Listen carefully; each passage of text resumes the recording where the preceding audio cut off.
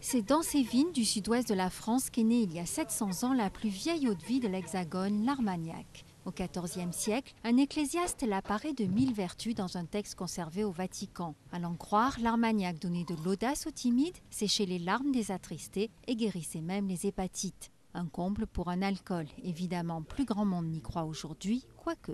On entend encore dire aujourd'hui, par-ci par-là, que parfois telle ou telle personne, prise d'une rage de dents, boit un petit fond d'Armagnac et ça lui fait passer le mal de dents. Malgré ses vertus, l'Armagnac reste confidentiel. Seulement 6 millions de bouteilles vendues pour un marché des spiritueux de 14 milliards de bouteilles par an. La production est atomisée entre des centaines de viticulteurs et souvent une affaire de famille.